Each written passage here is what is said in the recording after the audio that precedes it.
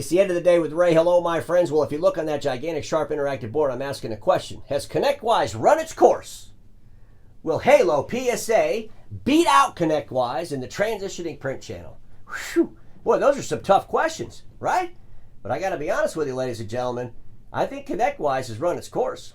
Canalys just put out a report saying that ConnectWise lost its #1 market share position to Kaseya in the third quarter of 2024.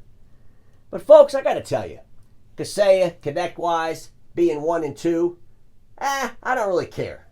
I wanted to go further down the list and see if there was a PSA company out there that could really come into the industry that I call home, those friends of mine that sell supply and service print equipment that are transitioning into IT services and shake things up. Could they come into this industry and really shake things up and set the industry on a path to continuous relevance? I'm thinking that they probably could, because I do believe ConnectWise has run its course. Ladies and gentlemen, over the last decade plus, I've written articles and I've screamed at you all about this transition from print into IT services. Gave you all kinds of warnings. I've done all kinds of videos. I went back and I reread those articles, I rewatched those videos, and those screams were worthy. Unfortunately, ladies and gentlemen, now I have to apologize to you because I should have screamed louder. I should have screamed louder. I'm going to share some of my past warnings. And I think we all need to pay attention as an industry. And folks, I have to tell you something. I'm hoping in 2025, I can get more folks to stand next to me and scream. Scream when we see things that are going wrong. We don't even have to be right the screamer. But if we really believe in our heart and our soul that things are going wrong, we owe it to the industry to scream, right? That's where debate, that's where conversations start. But holy smokes, this industry that I've called home for over 30 years has become nothing more than a den of appeasement, gratuitous nonsense, slapping each other on the back over bullshit. And I'm hoping in 2025, we can end that. And together as an industry, we can forge a new destiny. But we're not going to do it if we don't hold ourselves accountable and we don't hold accountability to relationships. Because relationships without accountability and without skills will never move this industry, ever. Now I want to ask ConnectWise a question. Is ConnectWise in complete fantasy regarding how they solicit within the print channel as this channel transitions to IT services? I believe they absolutely are, and they're not the only ones. ConnectWise, as many others who bet relationships over skills as avenues to market, have spent the last decade wasting time. Folks, relationships without skills are a waste of time. Nothing wrong with being friends, but you don't use friends to help you when you need skills. Unless, of course, those friends have the skills. Without accountability to skills, all that is imagined goes unaccomplished. That's a reality. When I think about the struggles that our industry's had transitioning into IT services, I think a lot of those struggles are based on the fact that we put relationships first over skills. We didn't understand that we needed to have skills. For how long have we heard as an industry, oh, you all have fantastic relationships with all of your customers, all these print and copy machines all over the place, unbelievable relationships with all of these customers.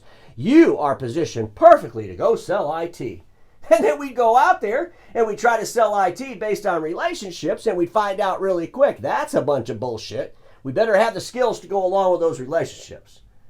Folks, that's the reality in life. You've got to have skills. More importantly, you got to hold those skills accountable.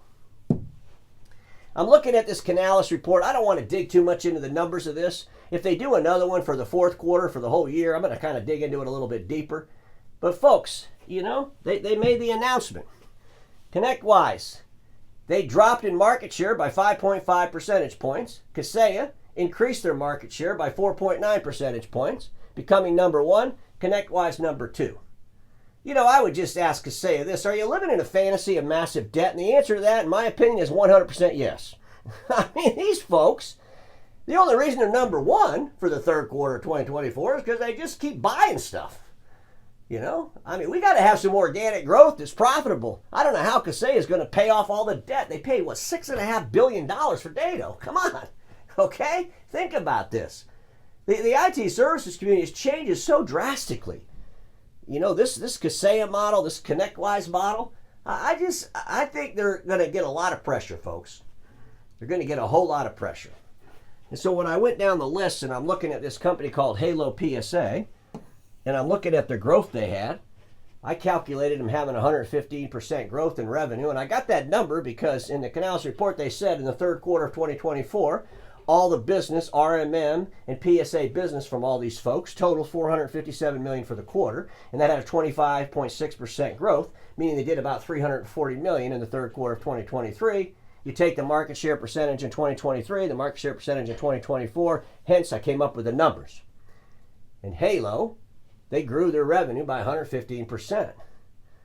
That is huge. It's still a small number in comparison to ConnectWise or Kaseya. But you know what? I believe when you look at Halo and you look behind the curtain, you're going to find out that there's people running to Halo. There's people pursuing Halo. Halo's going to grow very, very quickly organically. Halo, if they don't screw up and they can deliver better experiences, has a great avenue to move from 5th place to 4th place to 3rd place. And who knows, maybe one day they could be number 1 or number 2. I looked at their website. I'm looking at their software. Folks, they got, this is pretty exciting stuff, to say the least. I'm going to study this a little bit more because I really was intrigued. But I want to do some, well, pro bono work for my friends over there at Halo PSA. Halo PSA, I want ConnectWise to get challenged in the print industry. Those transitioning folks, I really want them to get challenged. We need some challenges going on, okay?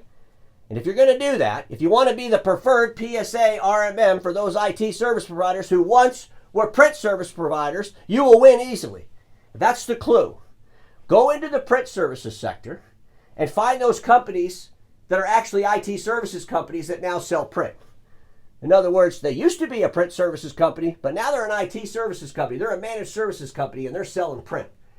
Start with those folks, because they're going to be the ones that are the most successful. They've made the transition. In other words, ladies and gentlemen, there is no print services company that's successful at IT services. There isn't any. There is no print services company that is successful at IT services company. There is only IT services companies that are real successful, and they also deliver print. Print and IT is so different. You're not going to get to the IT services world believing you're going to do it on the back of print. You're going to get to the IT services world because you build an IT services company. You don't have to throw your print out. You don't have to throw the baby out with the bathwater, as they say. But you have to redefine your business as an IT services company that sells print. You have to get there in your head, or you'll never, ever make it happen. Print services is not now and never was the door to IT services. It's only at best the peephole. Ladies and gentlemen, I want to go back in time and talk about some of the things that I yelled about. Made a lot of people uncomfortable and mad. But at the end of the day, when we look back at the things I was yelling about, I wish there was more folks yelling with me. Who remembers seat-based billing for print? What a waste of time and proof the industry needs accountability. This entire fiasco was based on relationships without accountability to any skills whatsoever. What a waste of time and proof the industry needs accountability. Because this entire fiasco of seat-based billing was based on relationships without accountability to skills. It was a disaster. It was stupid. And the dealers wasted 5 years of their life. I mean, think about this company, Tiger Paw.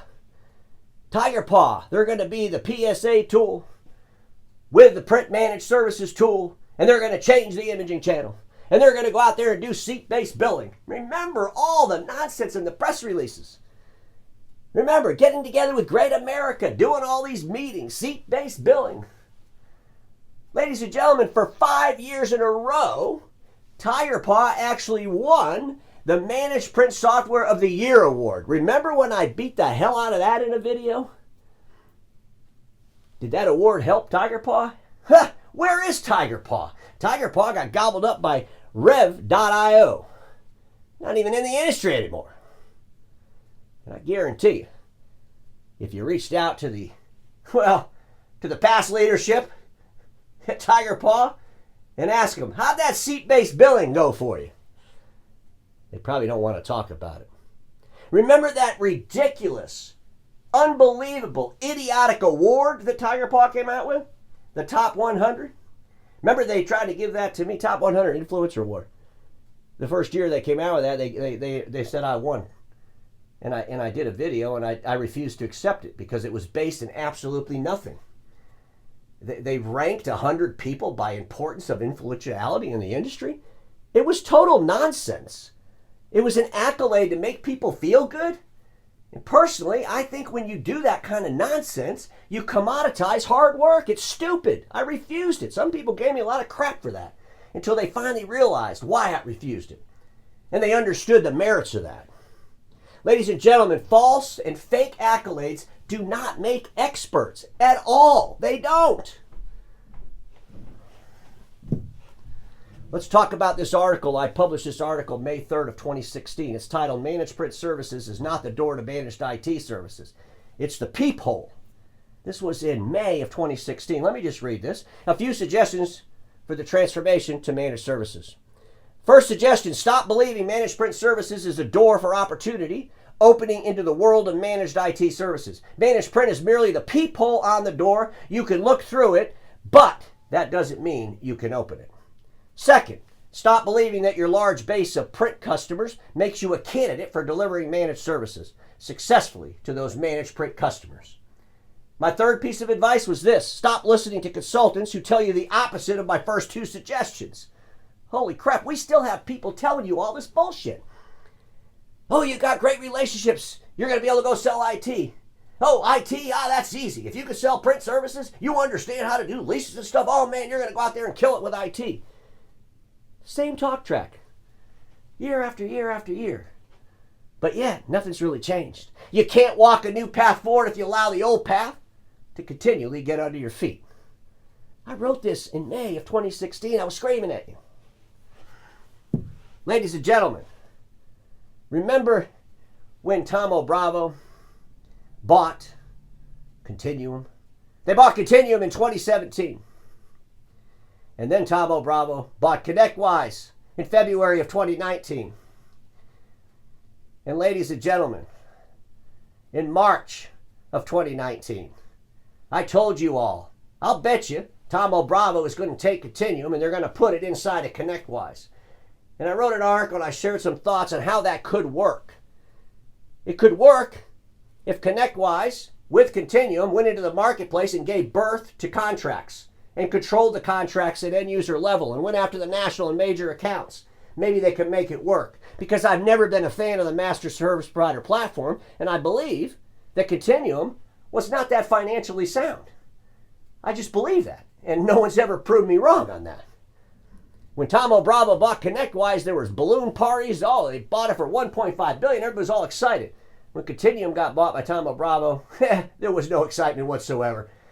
Just your normal press release. All the leaders were gone within weeks. At the end of the day, I think it was a troubled company because I believed back then and I believe now that master service provider platforms are not good. You cannot move upscale. You can't go and get these big accounts using a master service provider. I complained about it regarding Collaborants. Remember Collaborants, owned by Great America? These are all the videos I did on that, by the way. There was more. Warning you all, pay attention. If you're going to move upstream and you're going to use a master service provider, that's your frontline defense. You're going to have your customers calling, not your people. It's never going to work. Remember the video I did where I said you're going to have the Lamborghini behind the Pinto in the service line? Oh man, that made a lot of people mad over there at Great America. Oh, I can't believe Ray's talking about Collaborants. This is unbelievable. Well, eventually what happened? Well, Great America, they must have rewatched some of those videos and said, Ray's right, let's get rid of Collaborants. Ladies and gentlemen, I've been talking to you about Visual Edge IT quite a bit. Visual Edge IT is a great story because it shows you if you go into the marketplace without the right strategies in IT services, it could cripple your company financially. And I don't care what anybody says, Visual Edge is a crippled financial company. Their BDC lenders wrote off tens and tens of millions of dollars, have taken a preferred position in the company.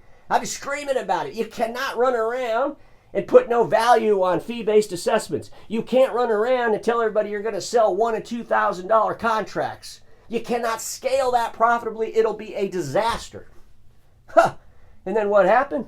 I just did a recent video with the CEO of Visual Edge talking with a guy with a hat about, oh, we got to move upstream now that we know what we're doing. We're going to go get the bigger accounts now that we know what we're doing. Could you imagine if the CEO of Visual Edge had listened to me over the last 10 years? Maybe his BDC lender wouldn't have had to write off tens and tens of millions of dollars, right? Seriously, ladies and gentlemen, I imagine the folks over there at Visual Edge, they got really uncomfortable with me talking about it, yelling about it. Great America got really uncomfortable.